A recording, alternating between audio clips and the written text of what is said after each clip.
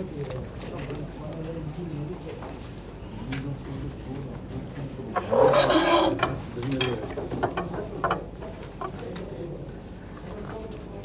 ಮಾಡೋಣ. ಎಲ್ಲರಿಗೂ ನಮಸ್ಕಾರ. ಈ ವಾರದ ಮಾಧ್ಯಮ ಗೋಷ್ಠಿಗೆ ಆಗಮಿಸಿರ್ತಕ್ಕಂಥ ಎಲ್ಲ ಮಾಧ್ಯಮ ಮಿತ್ರರ ಸ್ವಾಗತ. ಇವತ್ತು ಈ ಮಾಧ್ಯಮ ಗೋಷ್ಠಿಯಲ್ಲಿ ನಾವು ಬೆಂಗಳೂರು ನಗರ ವಿಭಾಗದ ಬೇರೆ ಬೇರೆ ವಿಭಾಗಗಳಲ್ಲಿ ಆಗಿರ್ತಕ್ಕಂಥ ಕೆಲವೊಂದು ಪತ್ತೆಕಾರಗಳ ಬಗ್ಗೆ, ಅದರಲ್ಲಿಯೂ ಮುಖ್ಯವಾಗಿ ದ್ವಿಚಕ್ರ ವಾಹನ ಕಳ್ಳತನ ಮಾಡಿರ್ತಕ್ಕಂಥ ಕೆಲವೊಂದು ಗ್ಯಾಂಗ್ಗಳನ್ನು ಹಿಡಿದಿರೋದ್ರ ಬಗ್ಗೆ, ಜೊತೆಗೆ ಮೊಬೈಲ್ ಫೋನ್ಗಳ ಕಳ್ಳತನ, ಅದೇ ರೀತಿ ಲ್ಯಾಪ್ಟಾಪ್ ಮತ್ತು ಈ ರೀತಿ ಬೇರೆ ಬೇರೆ ಎಲೆಕ್ಟ್ರಾನಿಕ್ ಡಿವೈಸ್ಗಳ ಏನು ಪ್ರಕರಣಗಳು ದಾಖಲಾಗಿದ್ದಾವೆ ಅವುಗಳನ್ನು ಭೇದಿಸುವಲ್ಲಿ ನಮ್ಮ ಪೊಲೀಸರು ಯಶಸ್ವಿಯಾಗಿದ್ದಾರೆ. ಅವುಗಳ ವಿವರವನ್ನು ತಮ್ಮ ಮುಂದೆ ಹಂಚಿಕೊಳ್ತಾ ಇದ್ದೇವೆ. ಮೊದಲನೇದಾಗಿ ದ್ವಿಚಕ್ರ ವಾಹನಗಳ ಕಳ್ಳತನದ ಪ್ರಕರಣಗಳಿಗೆ ಸಂಬಂಧಿಸಿದಂತೆ ಪೀಣ್ಯ ಪೊಲೀಸ್ ಠಾಣೆಯವರು ಮತ್ತು ವಿದ್ಯಾರಣ್ಯ ಪೊಲೀಸ್ ಠಾಣೆಯವರು ಉತ್ತಮ ಕಾರ್ಯವನ್ನು ಮಾಡಿದ್ದಾರೆ. ಒಟ್ಟು ಸುಮಾರು 45 ಮೋಟರ್ ಸೈಕಲ್ಗಳು ಪತ್ತೆಯಾಗಿದ್ದಾವೆ. ಇದರಲ್ಲಿ ಪ್ರಮುಖವಾಗಿ ವಿದ್ಯಾರಣ್ಯಪುರ ಪೊಲೀಸ್ ಠಾಣೆಯಲ್ಲಿ ರಾತ್ರಿ ವೇಳೆಯಲ್ಲಿ ದ್ವಿಚಕ್ರ ವಾಹನಗಳನ್ನು ಕಳ್ಳತನ ಮಾಡ್ತಕ್ಕಂಥದ್ದು, ನಂತರ ಅವುಗಳ ಎಂಜಿನ್ ನಂಬರ್ ಮತ್ತು ಚಾಸಿ ನಂಬರ್ಗಳನ್ನು ಟ್ಯಾಂಪರಿಂಗ್ ಮಾಡಿ ನಂತರ ನಕಲಿ ದಾಖಲೆಗಳನ್ನು ಸೃಷ್ಟಿಸಿ ಅವುಗಳನ್ನು OLXನಲ್ಲಿ ಮಾರಾಟ ಮಾಡ್ತಾ ಇರ್ತಕ್ಕಂಥ ಒಂದು ವ್ಯವಸ್ಥಿತ ಜಾಲವನ್ನು ವಿದ್ಯಾರಣ್ಯಪುರ ಪೊಲೀಸರು ಪತ್ತೆ ಹಚ್ಚಿದ್ದಾರೆ. ಇದರಲ್ಲಿ ಒಟ್ಟು 25 ದ್ವಿಚಕ್ರ ವಾಹನಗಳು, 6 ಮೊಬೈಲ್ ಫೋನುಗಳು, 3 ಲ್ಯಾಪ್ಟಾಪ್ಗಳು, ಹಾಗೆಯೇ 1 ಕಲರ್ ಪ್ರಿಂಟರನ್ನು ವಶಪಡಿಸಿಕೊಂಡಿದ್ದಾರೆ. ಇವುಗಳ ಒಟ್ಟು ಮೊತ್ತ ಸುಮಾರು 26 ಲಕ್ಷ ರೂಪಾಯಿಗಳು ಆಗಬಹುದಾಗಿದೆ. ಇವರು ಪ್ರಮುಖವಾಗಿ ಆರೋಪಿಗಳು ಇಬ್ಬರು ವ್ಯಕ್ತಿಗಳಾಗಿದ್ದು, ಇವರುಗಳು ಬೆಂಗಳೂರು ನಗರ ಮತ್ತು ಗ್ರಾಮಾಂತರ ಜಿಲ್ಲೆಗಳಲ್ಲಿ, ಅದೇ ರೀತಿ ಆಂಧ್ರ ಪ್ರದೇಶದ ಕಡಪ ಜಿಲ್ಲೆಯಲ್ಲಿ ರಾತ್ರಿ ವೇಳೆಯಲ್ಲಿ ಕೆಲವೊಂದು ಹೈ ಎಂಡ್ ಮೋಟರ್ ಸೈಕಲ್ಗಳನ್ನು ಈ ರೀತಿ ಕಳ್ಳತನ ಮಾಡ್ತಕ್ಕಂಥದ್ದು. ನಂತರ ಅವುಗಳನ್ನು ಇಲ್ಲಿ ಬೆಂಗಳೂರಿಗೆ ತಂದು ಹುಣಸೆಮಾರನಹಳ್ಳಿಯಲ್ಲಿ ಇರ್ತಕ್ಕಂಥ ಮನೆಯಲ್ಲಿ ಅವುಗಳ ಅಸಲಿ ಎಂಜಿನ್ ನಂಬರ್ ಮತ್ತು ಚಾಸಿಸ್ ನಂಬರ್ಗಳನ್ನು ಟ್ಯಾಂಪರ್ ಮಾಡಿ ನಂತರ ಲ್ಯಾಪ್ಟಾಪ್ ಮೂಲಕ ಹಾಗೂ ಕಲರ್ ಪ್ರಿಂಟರ್ ಸಹಾಯದಿಂದ ಅವುಗಳಿಗೆ ಬೇರೆ ನಕಲಿ ದಾಖಲಾತಿಗಳನ್ನು ಸೃಷ್ಟಿಸೋದು, ಜೊತೆಗೆ RC card, insurance card number ಪ್ಲೇಟ್ಗಳನ್ನು ಸೃಷ್ಟಿಸಿ OLXನಲ್ಲಿ ಅವುಗಳನ್ನು ಮಾರಾಟ ಮಾಡ್ತಕ್ಕಂಥ ಒಂದು ಪ್ರಯತ್ನವನ್ನು ಮಾಡ್ತಾಯಿದ್ರು. ಇದು ಒಂದು ಉತ್ತಮ ಪತ್ತೆ ಕಾರ್ಯ ಆಗಿದೆ. ಇವರಿಗೆ 10,000 ರೂಪಾಯಿಗಳ ಬಹುಮಾನವನ್ನು ಘೋಷಿಸ್ತಿದ್ದಾನೆ. ವಿದ್ಯಾರಣ್ಯಪುರ ಪೊಲೀಸ್ ಠಾಣೆ ಈ ಪ್ರಕರಣದಲ್ಲಿ ಇಬ್ಬರು ಆರೋಪಿಗಳದ್ದು, ಇಬ್ಬರು ಗಂಗಾವತಿ ಮತ್ತು ಕೊಪ್ಪಳ ಮೂಲದವರಾಗಿರ್ತಾರೆ. ಇಬ್ಬರು ಕ್ಲಾಸ್ಮೇಟ್ಸ್ ಆಗಿರ್ತಕ್ಕಂಥದ್ದು. ಜೊತೆಗೆ ಒಬ್ಬ ಆರೋಪಿ, ಮೊದಲನೇ ಆರೋಪಿ ಇಂಜಿನಿಯರಿಂಗ್ ಡ್ರಾಪ್ಔಟ್ ಆಗಿದ್ದು, ಈತನಿಗೆ ಈ ರೀತಿಯ ಕೆಲವೊಂದು ತಂತ್ರಜ್ಞಾನದ ಪರಿಚಯ ಇದ್ದಿದ್ದರಿಂದ ಆತ ಈ ಒಂದು ಕೃತ್ಯವನ್ನು ಮಾಡಿರ್ತಕ್ಕಂಥದ್ದು ಈಗ ಕಂಡುಬಂದಿದೆ. ಇವರ ಮೇಲೆ ಹಿಂದೆ ಯಾವುದೂ ಪ್ರಕರಣಗಳು ಇರಲಿಲ್ಲ. ಅದೇ ರೀತಿ ಪೀಣ್ಯ ಪೊಲೀಸ್ ಠಾಣೆಯಲ್ಲಿ ದ್ವಿಚಕ್ರ ವಾಹನಗಳನ್ನು ಕಳವು ಮಾಡ್ತಾ ಇರ್ತಕ್ಕಂಥ ಓರ್ವ ವ್ಯಕ್ತಿಯ ಬಂಧನ ಮತ್ತು 20 ದ್ವಿಚಕ್ರ ವಾಹನಗಳನ್ನು ವಶಪಡಿಸಿಕೊಂಡಿರ್ತಕ್ಕಂಥದ್ದು ಕಂಡುಬಂದಿದೆ. ಒಟ್ಟು ಮೌಲ್ಯ ಸುಮಾರು 5 ಲಕ್ಷ ರೂಪಾಯಿಗಳು ಆಗಬಹುದಾಗಿದೆ. ಇದರಲ್ಲಿ ಪ್ರಮುಖವಾಗಿ ಪೀಣ್ಯ ಮೆಟ್ರೋ ಸ್ಟೇಷನ್ ಹತ್ರ ಕೆಲವೊಂದು ಕಳ್ಳತನದ ಪ್ರಕರಣಗಳು ಆಗ್ತಾಯಿದ್ದು, ಅದನ್ನು ಪತ್ತೆ ಮಾಡಿದ ಪೊಲೀಸರು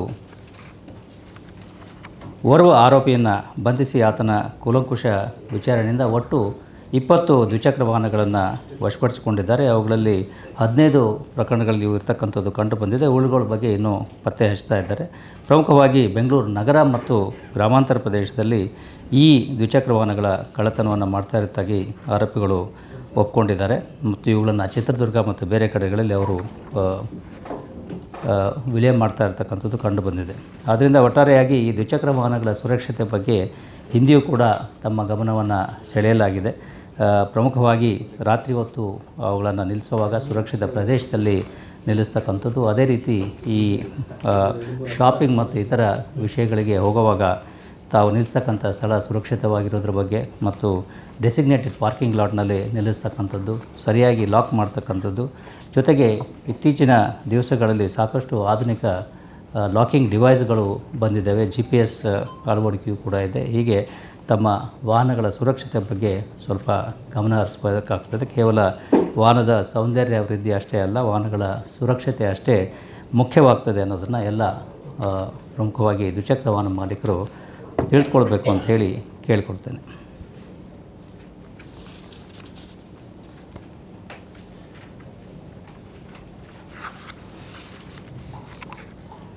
ಅದೇ ರೀತಿಯಾಗಿ ಬೆಂಗಳೂರು ನಗರದಲ್ಲಿ ಈ ಮೊಬೈಲ್ಗಳ ಕಳ್ಳತನ ಮತ್ತು ಸ್ನ್ಯಾಚಿಂಗ್ನ ಸಾಕಷ್ಟು ಪ್ರಕರಣಗಳು ವರದಿಯಾಗ್ತಾ ಇರ್ತವೆ. ಇದ್ರ ಬಗ್ಗೆಯೂ ಕೂಡ ನಾವು ಸಾರ್ವಜನಿಕರ ಗಮನವನ್ನು ಸೆಳೆದಿದ್ದೇವೆ ಮತ್ತು ಯಾವುದೇ ಸಣ್ಣ ಪ್ರಕರಣ ಆದರೂ ಕೂಡ ನಾವು ಅದನ್ನು ಗಂಭೀರವಾಗಿ ಪರಿಗಣಿಸಿ ಅವುಗಳನ್ನು ಕೇಸ್ಗಳನ್ನು ರಿಜಿಸ್ಟರ್ ಮಾಡ್ತಕ್ಕಂಥದ್ದು, ಜೊತೆಗೆ ಅವುಗಳ ಪತ್ತೆಯ ಬಗ್ಗೆಯೂ ಕೂಡ ಪ್ರಯತ್ನಗಳನ್ನು ಮಾಡ್ತಾ ಇದ್ದೇವೆ. ಅದಕ್ಕೆ ಪೂರಕವಾಗಿ ಬೆಳ್ಳಂದೂರು ಪೊಲೀಸ್ ಠಾಣೆಯವರು ಮತ್ತು ವೈಟ್ಫೀಲ್ಡ್ ಪೊಲೀಸ್ ಠಾಣೆಯವರು ಈ ಮೊಬೈಲ್ ಕಳ್ಳತನದ ಪ್ರಕರಣಗಳನ್ನು ಪತ್ತೆ ಹಚ್ಚಿದ್ದಾರೆ ಮತ್ತು ಸುಮಾರು ಒಟ್ಟು 72 ಮೊಬೈಲ್ ಫೋನುಗಳನ್ನು ಜೊತೆಗೆ 3 ಮೋಟರ್ ಸೈಕಲ್ಗಳನ್ನು ಕೂಡ ಇದರಲ್ಲಿ ಪತ್ತೆ ಮಾಡಲಾಗಿದೆ. ಮೊದಲನೇದಾಗಿ ಬೆಳ್ಳಂದೂರು ಪೊಲೀಸ್ ಠಾಣೆಯಲ್ಲಿ ಮೊಬೈಲ್ ಕಳ್ಳತನ ಮಾಡ್ತಾ ಇರ್ತಕ್ಕಂಥ ಒಬ್ಬ ಹೊರ ರಾಜ್ಯದ ವ್ಯಕ್ತಿಯನ್ನು ಬಂಧಿಸಿ ಸುಮಾರು 44 ಮೊಬೈಲ್ಗಳನ್ನು ವಶಪಡಿಸಿಕೊಂಡಿದ್ದಾರೆ. ಇದರ ಒಟ್ಟು ಮೌಲ್ಯ ಸುಮಾರು 9 ಲಕ್ಷ ರೂಪಾಯಿಗಳು ಆಗಬಹುದಾಗಿ ಕಂಡುಬಂದಿದೆ.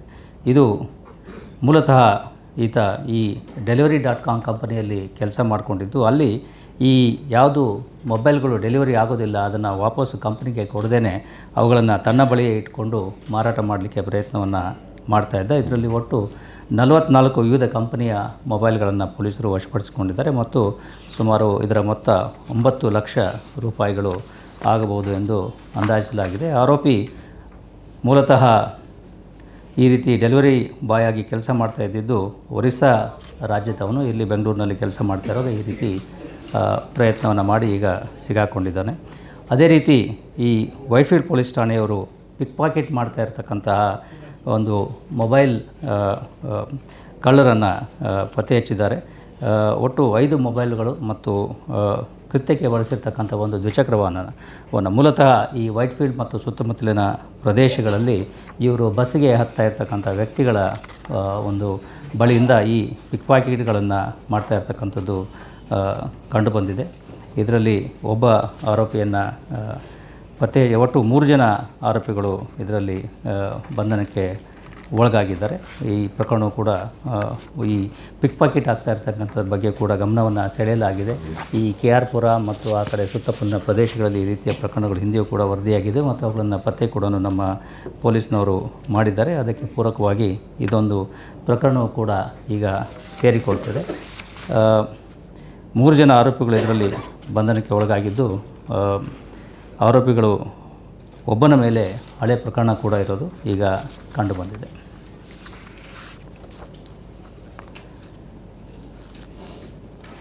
ಇನ್ನೊಂದು ಉತ್ತಮವಾದ ಕೆಲಸವನ್ನು ನಮ್ಮ ಇಂದಿರಾನಗರ ಪೊಲೀಸ್ ಠಾಣೆಯವರು ಮಾಡಿದ್ದಾರೆ.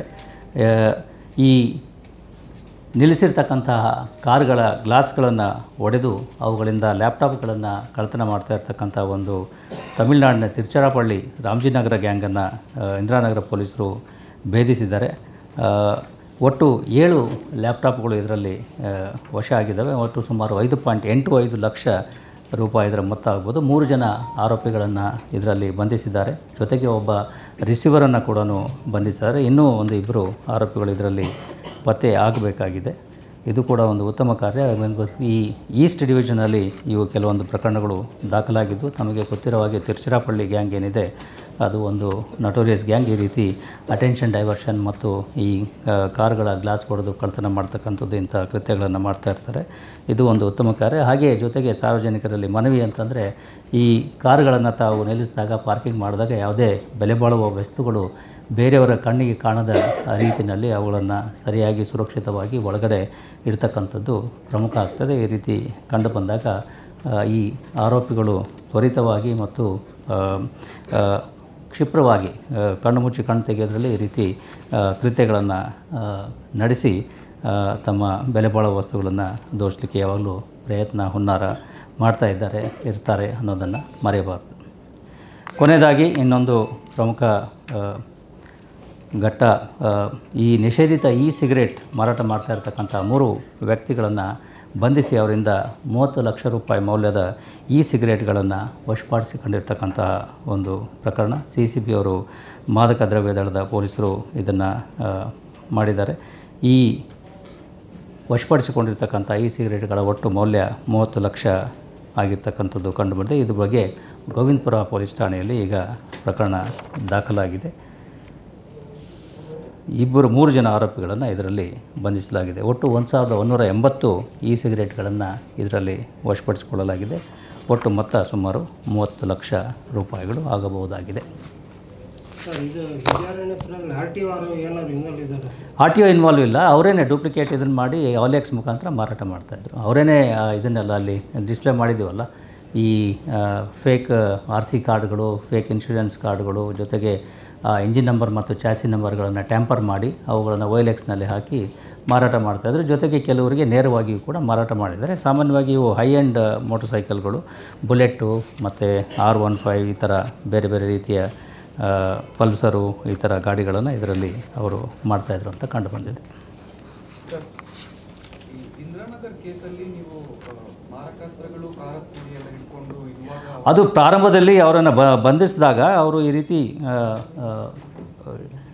ಕೊಂಚೆ ಆಗ್ತಾ ಇರ್ತಕ್ಕಂಥದ್ದು ಕಂಡು ಬಂದು ಆವಾಗ ಪೊಲೀಸರು ಅವರನ್ನು ಬಂಧಿಸಿದ್ದಾರೆ. ನಂತರ ಅವರ ಕೂಲಂಕುಷ ವಿಚಾರಣೆಯಲ್ಲಿ ಈ ಎಲ್ಲ ಅಂಶಗಳು ಹೊರಗಡೆ ಬಂದಿದ್ದಾವೆ. ವೆಪನ್ಸ್ ಯೂಸ್ ಮಾಡಿರ್ತಕ್ಕಂಥದ್ದು ಯಾವುದು ಪ್ರಕರಣ ಇದು ಪತ್ತೆ ಆಗಿಲ್ಲ. But they were attempting to do that also. So ಆ ಟೈಮ್ನಲ್ಲಿ ಅವರು ಪ್ರಿವೆಂಟಿವ್ ಆಗಿ ಬಂಧನಕ್ಕೆ ಒಳಗಾಗಿದ್ದಾರೆ. ಹೌದು, ಮೊದಲು ಕೂಡ ಇವ್ರ ಮೇಲೆ ಸಾಕಷ್ಟು ಪ್ರಕರಣಗಳು ದಾಖಲಾಗಿದ್ದಾವೆ. ಹಿಂದೆ ಮೈಸೂರು, ಹಾಸನ, ಉಪ್ಪರಪೇಟೆ, ಮಾರ್ತಳ್ಳಿ ಎಲ್ಲ ಕಡೆಗಳಲ್ಲಿ ಕೂಡ ಈ ಪ್ರಕರಣಗಳು ದಾಖಲಾಗಿದ್ದಾವೆ. ಈಗ ಇವತ್ತಿನ ಇದರಿಂದ ಒಟ್ಟು 7 ಪ್ರಕರಣಗಳು, 7 ಅಲ್ವಾ ಇಂದಿರಾನಗರ ಇನ್ಸ್ಪೆಕ್ಟ್ರು? 8 ಪ್ರಕರಣಗಳು ಈಗ ಬೆಳಕಿಗೆ ಬಂದಿದ್ದಾವೆ. ಈಗ ಇತ್ತೀಚೆಗೆ ಆಗಿರ್ತಕ್ಕಂಥದ್ದು ಎಲ್ಲ ಇದೆ. ಗ್ಲಾಸ್ ಹೊಡೆದು ನಿಲ್ಲಿಸಿರೋ ಗಾಡಿಗಳು ಗ್ಲಾಸ್ ಹೊಡೆದು ಟ್ಯಾಂಪರ್ ಮಾಡಿರ್ತಕ್ಕಂಥ. Anything else? Okay, thank you. ಬನ್ನಿ, ಫೋಟೋ ಆಪ್ಸ್. ಯಾವುದು? ಅದೇನು ಇನ್ವೆಸ್ಟಿಗೇಷನ್ ಪ್ರಕ್ರಿಯೆ ನಡೀತಾ ಇದೆ. The victim is still in the hospital. So after that are conditions totally stable.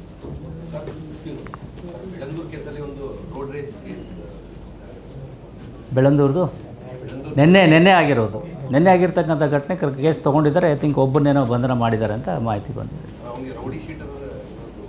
ಅದು ಇದರ ಆಧಾರದ ಮೇಲೆ ಮಾಡ್ತೀವಿ, ಗ್ರಾವಿಟಿ ಆಧಾರದ ಮೇಲೆ ಮಾಡ್ತೀವಿ.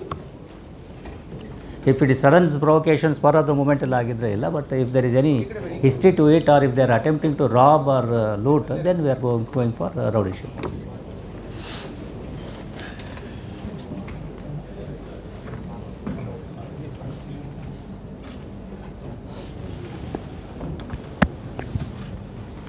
Okay, thank you.